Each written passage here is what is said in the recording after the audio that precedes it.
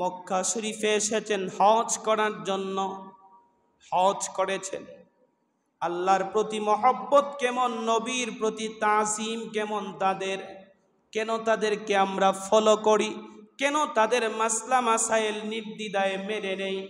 ইমামে আজম আবু হানিফা রহমাতুল্লাহ আলাইহি মক্কা শরীফে এসেছেন হজ করার জন্য। হজ করতে যাইয়া ওনার মনে একটু আবেগ জন্মেছে, আমি মক্কার ঘরের ভিতরে, কাবার ঘরের ভিতরে 2টা রাকাত নামাজ পড়তে চাই। সুবহানাল্লাহ।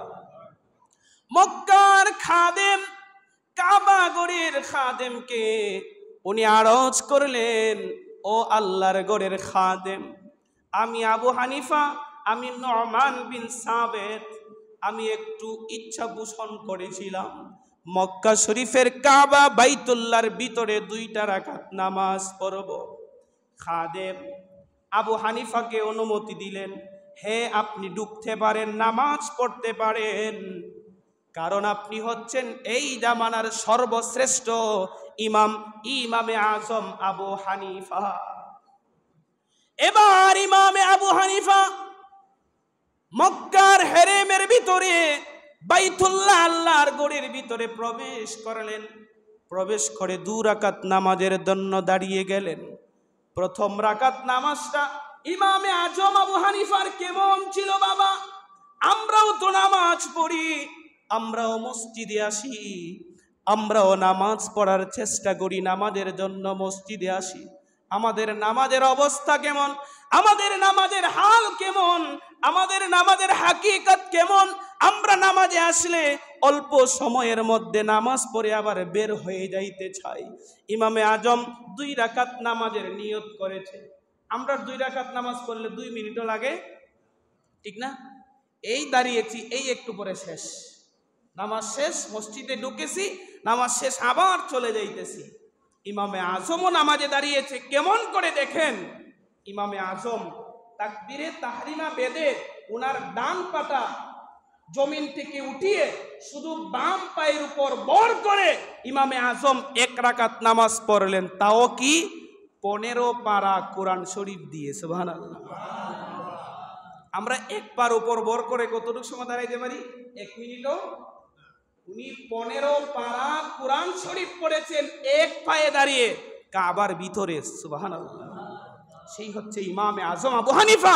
এই জন্যই আমরা তাদেরকে ফলো করি, মহব্বত করি, তাদের মাসলা মাসাইল নির্দ্বিধায় মেনে নেই, ঠিক কিনা বলো?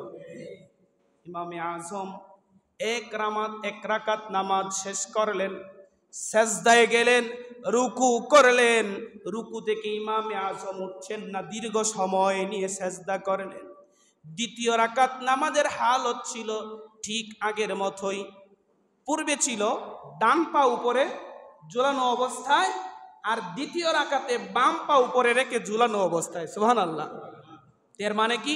প্রথম রাকাতে শুধু বাম পা দিয়ে বর করে 1 রাকাত নামাজ, 15 পারা কোরআন শরীফ, আর 2য় রাকাতে আপনার বাম পা ঝুলিয়ে ডান পার উপর বর করে 2য় কোরআন শরীফের 2 ভাগের বাকি 15 পারা কোরআন শরীফ পড়ে 2য় রাকাত সমাপ্ত করলেন। সুবহানাল্লাহ। এই হচ্ছে ইমামে আজম আবু হানিফা রাহমাতুল্লাহ আলাইহি। উনি এরপরে 2 রাকাত নামাজ শেষ করলেন।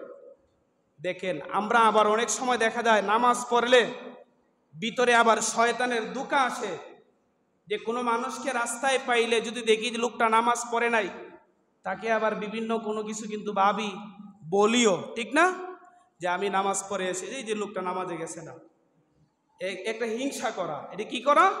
হিংসা করা না। ইমামে আজম আল্লাহর দরবারে ফরিয়াদ করতেছে। আমরা আল্লাহর দরবারে মোনাজাত করি, আল্লাহর দরবারে মোনাজাত করে বিভিন্ন কিছু চাই। ইমামে আজম প্রথম রাকাত নামাজে 15 পারা, 2য় রাকাত নামাজে 15 পারা, 2 রাকাত নামাজকে শেষ করে মাওলার দরবারে হাত তুলে ফরিয়াদ করতেছে। আমরাও ফরিয়াদ করি, রব্বানা যালামনা আনফুসানা ওয়া ইল্লাম তাগফির লানা ওয়া তারহামনা লানাকুনান্না মিনাল খাসিরিন। ইমামে আজম মাওলার দরবারে দুইটা হাত তুলে ফরিয়াদ করে বলতেছে, আল্লাহ তুমি আমাকে দুনিয়ায় পাঠিয়েছো তোমার কৃতজ্ঞতা আদায় করার জন্য, তোমার হুকুম পালনের জন্য, কিন্তু আমি নু'মান বিন সাবিত আবু হানিফা তোমার কৃতজ্ঞতা আদায় করতে পারি না।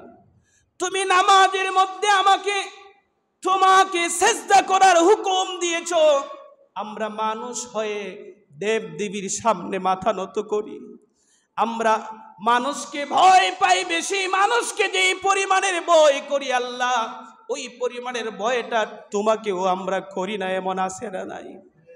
মানুষকে যেইভাবে ভয় পাই আল্লাহকে ওইভাবে ভয় পাই না, এমন মানুষ আছে না নাই? দুনিয়ার মধ্যে এমন মানুষ আছে বাবা যারা মানুষকে ভয় পায় এই পরিমাণের, যেই পরিমাণের মানুষকে ভয় পায় এই পরিমাণের আমার আল্লাহকেও ভয় পায় না। ইমামে আজম বলতেছে, আল্লাহ আমাকে যেইভাবে হুকুম করেছেন আপনার তাজিম করার জন্য, আপনার হুকুম পালনের জন্য, আমি নু'মান বিন সাবিত ওইভাবে আপনার তাবেদারি করতে পারি না, আপনার গোলামি করতে পারি না, আপনার দাসত্ব আদায় করতে পারি না, আপনার হুকুমগুলো আমি পালন করতে পারি না। মাওলা গো মেহেরবানি করে আমি নু'মান বিন সাবিতকে আপনি ক্ষমা করে দেন। সুবহানাল্লাহ। এই হচ্ছে ইমামে আজম আবু হানিফা।